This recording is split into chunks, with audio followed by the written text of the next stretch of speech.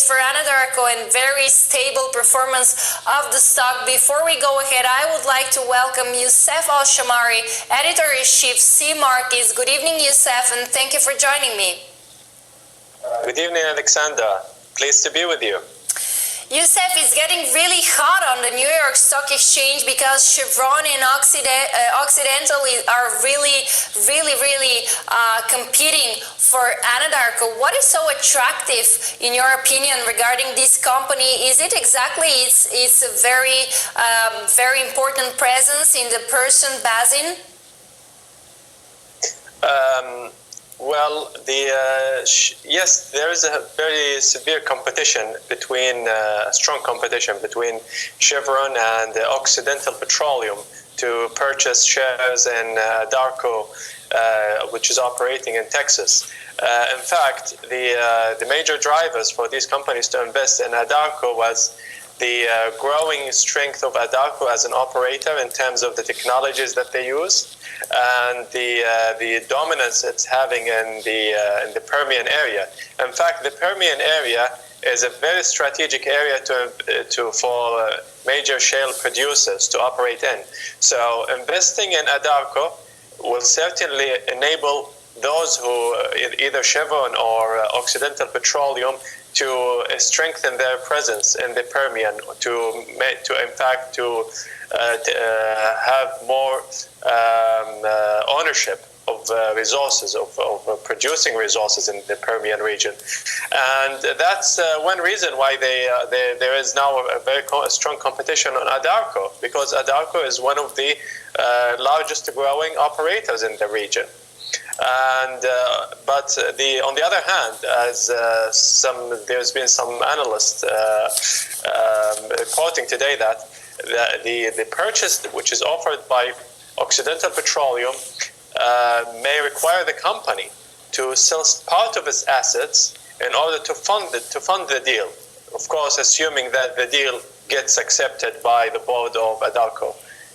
So these are the main reasons why there's been now a strong competition in the Permian area. Well, that's extremely interesting. Of course, we're going to follow this story, and we're going to follow it, of course, together with you. I would like to focus right now on the oil prices. As you know better than me, of course, global crude oil benchmarks are literally advancing pretty fast. How long will this rally continue, in your opinion? We know that it hit a 66, WTI hit $66 per barrel yesterday.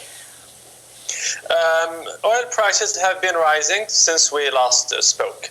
Absolutely. Since the beginning even of 2019. The main reason now for the recent escalation was their announcement from the U.S. administration of not extending the waivers on Iranian exports. Those who import Iranian crude will not be having any more waivers beyond May the 2nd. That puts all the assumptions that crude may easily reach 80 for Brent and possibly even above $70 for WTI within the first half of 2019. Although some analysts think that this may not be easily achieved due to still the uncertainty about the economic growth in China. However, I think from our own perspective as an analyst, we do think that prices of crude could reach 80 for Brent within the first half of 2018. But of course, there will needs to be a replacement on supplying the gap of about 1.4 million barrels of Iranian exports being purchased from Japan, from India, from China. And as the U.S. announcement, the administration announcement that the supply gap will be filled out by OPEC, including Saudi Arabia, Emirates, and I do believe that the countries of the largest spare capacity that will be Saudi Arabia and Emirates, Kuwait, and Iraq. possibly these are the countries who have still a sufficient spare capacity to occupy the gap from the Iranian decline and the exports of Iranian crudes.